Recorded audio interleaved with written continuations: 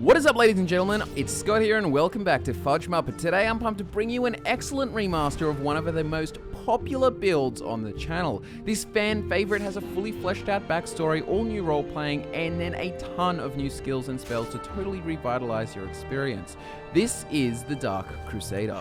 The Dark Crusader was a child of faith, bred to be pure and godly from birth to death, but years of witnessing injustices and cruelty changed him, and now the Dark Crusader takes the fight to the doors of evil.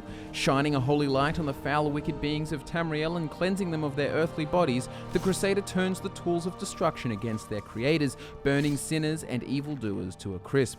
He may appear to be a spawn of oblivion, but the Dark Crusader fights for the good cause. Also in the description, you can find timestamps to help you navigate throughout the video, so be sure to check that out. But with that said, let's get right into the Dark Crusader's race, standing stone, and stats. The Dark Crusader is an Imperial of Cyrodiil. This means he can call on the voice of the Emperor to calm nearby humanoids for 60 seconds. It also means he will always have more luck when finding gold in his travels. His Imperial genes grant him a +10 to Restoration, +5 to Destruction, +5 to Enchanting, +5 to Heavy Armor, and +5 to One-Handed, and these will all be useful for this build. Early in the game, the Lover Stone will help you level up all of your skills. This is handy as the Dark Crusader has quite a diverse skill set. Once leveling is done, the Lord's Stone is the best choice, providing 50 points of armor rating and 25% magic resistance.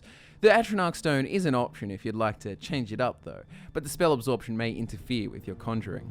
The Dark Crusader's stat spread will be 60% health and 40% magicka to ensure that you can cast all the spells that you need. The Dark Crusader was born somewhere around the Nibban Bay in Cyrodiil. Not much can be said of his biological parents. He was found by a humble priest named Willem of a local priory, who had been on pilgrimage spreading the good word of the 8 divines. The priest found the newborn Crusader resting on the protruding roots of an old tree. Willem took the baby back to the priory to see him raised as one of his own. The priest concluded that the parents had obviously been peasants incapable of providing for the baby. In the absence of his birth mother, the priest would twist the end of a piece of cloth before dipping it in a pail of milk and giving it to the young baby to suckle.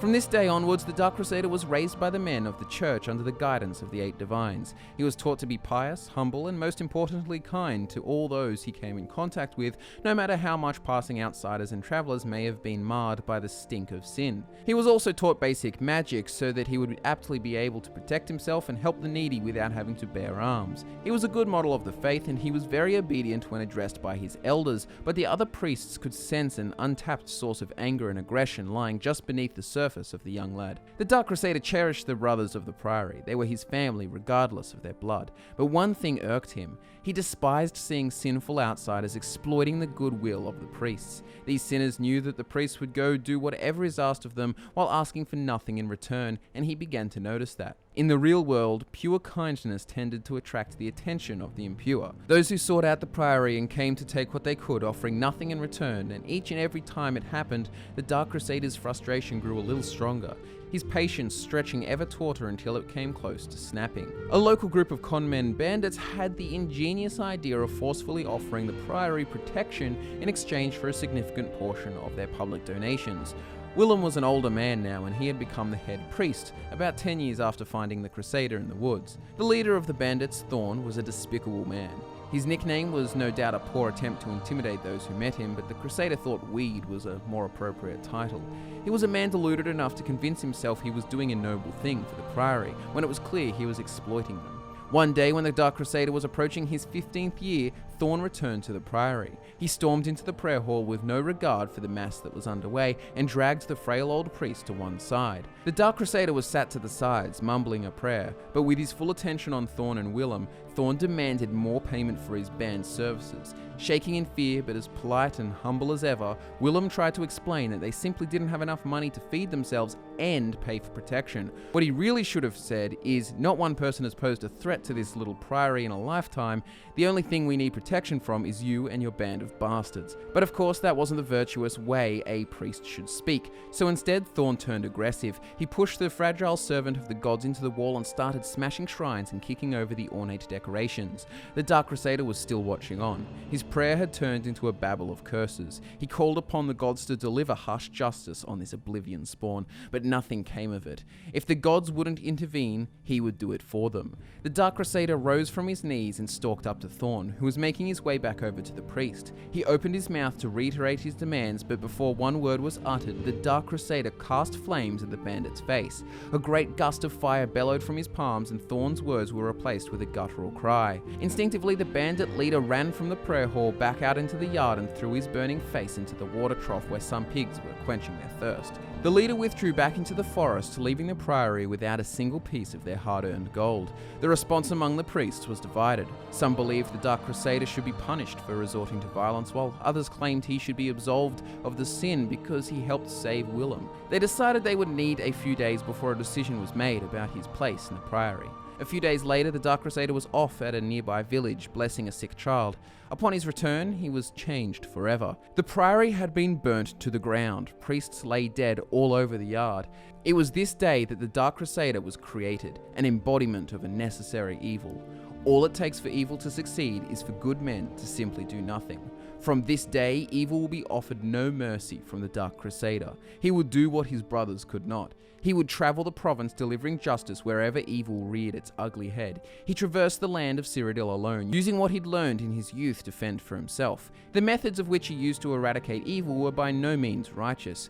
He would use whatever weapon or method he could use to defeat the evil. Whether summoning Daedra or torturing necromancers for answers, nothing would stop his crusade. When he caught wind of the vampire epidemic sprouting up in Skyrim, the Dark Crusader considered it a call to action. He headed north following the snows to his duty, but his mission was interrupted at the border where he was captured by an Imperial patrol and taken for judgment in Cyrodiil. The Dark Crusader was taken to Helgen. He knew his conscience was clear, and if the god disapproved of his crusade, then so be it. According to him, it's better to ask for forgiveness than permission. Whether it was the will of the gods or a stroke of good fortune, the Dark Crusader will persevere with his goal of ridding Skyrim of evils. He will cast down necromancers, Daedra, bandits, vampires, and all other abominations in the name of the Eight Divines and all that is good. He will be very anti-Daedra and against anything relating to them. The only time he will use the conjured Daedra and Daedric artifacts is when he is in full control of them and can use it to further his own goals.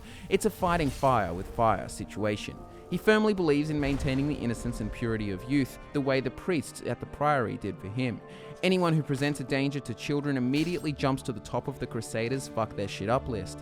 Despite believing priests would be better off fighting the evil, he has an enormous respect for them and their choice to live a life of non-violence. As for factions, the Dark Crusader will make joining the Dawnguard his highest priority. His reason for coming to Skyrim was to deal with the vampire problem, and the spells he will learn and armor he will find make it even more worthwhile for him.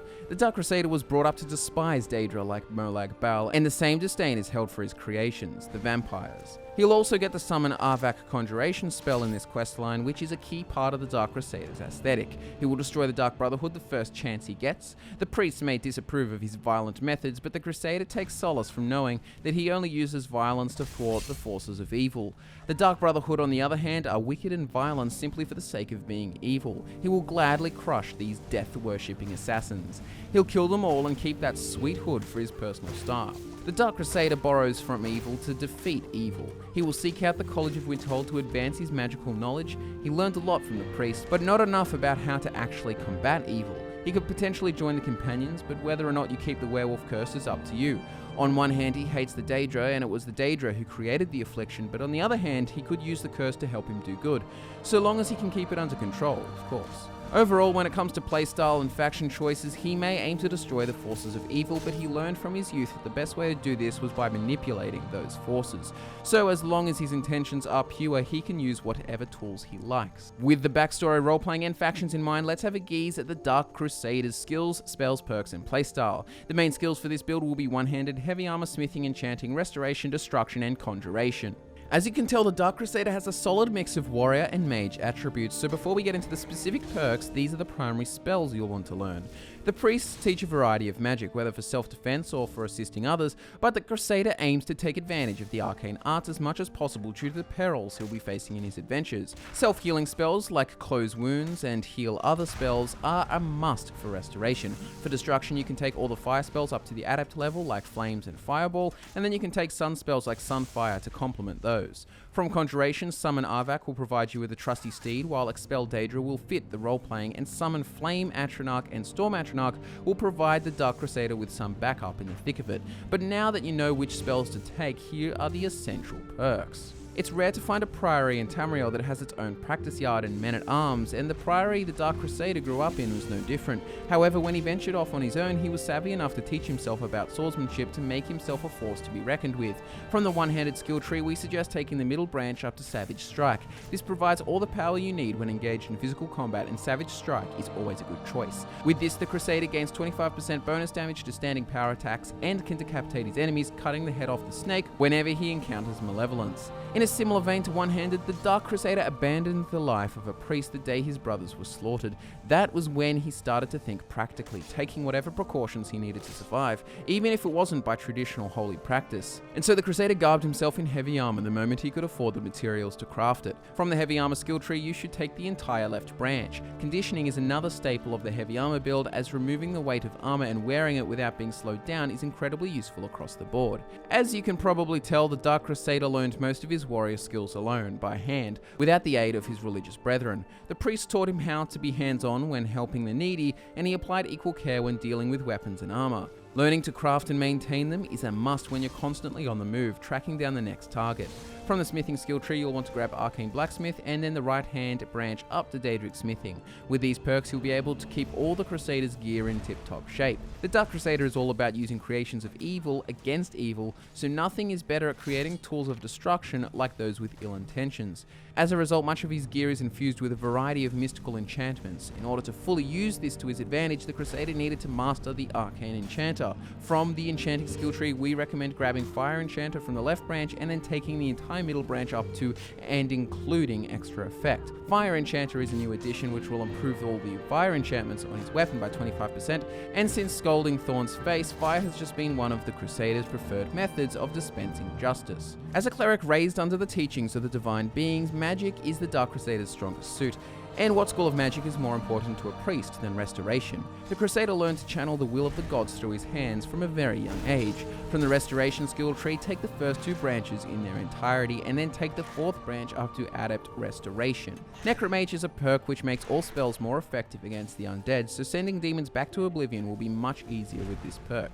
Also, Respite grants healing spells the extra ability to restore stamina, making the Crusader's hybrid of one-handed and magicka far more efficient. Destruction is another school of magicka taught at the Priory, but this was only supposed to be used in the most dire of circumstances, or to light a campfire. Since then, the Dark Crusader has turned this skill into one of his most deadly weapons. Ever since the day he saved Willem from the clutches of bandit scum, he has aimed to master this art. From the Destruction skill tree, take the left branch and then the fourth branch up to Adept Destruction. Augmented Flames adds a 50% damage bonus to fire spells, and Intense Flames will cause the target to flee if their health is low. That sounds familiar. Lastly, we have Conjuration. This is the final school of magic which the Crusader has focused on, as it provides him with support when he enters the battlefield and gives him enough power to send monstrosities back to their dark realms. From this skill tree, you should take the entire left branch up to Twin Souls and then have the right branch up to Expert Conjuration. With Twin Souls, the Crusader can have two Atronachs fighting for him at the same time, and with Atromancy, they will last twice as long. So it's clear that the Dark Crusader is quite the all-rounder. He hasn't taken any skill to complete mastery, but by getting the most effective spells from each school and learning to efficiently wear armor and wield a sword, his combat potential is vast and flexible. He won't be dual casting, he has a mace in his right hand and fire in his left, but this can be changed up throughout the fight to heal or summon minions. The approach on each situation can vary, but with the mace in the right hand, you can deal consistent damage while casting the appropriate spell from the other. Mounted combat from a top Arvac is always a good option too for optimum mobility. The Dark Crusader will wield a Daedric mace and wear Daedric boots and gauntlets, accompanied by the heavy Dawnguard armor and the shrouded hood. This mixes both the sinister look with the powerful Justice Deliverer style of the Dawnguard.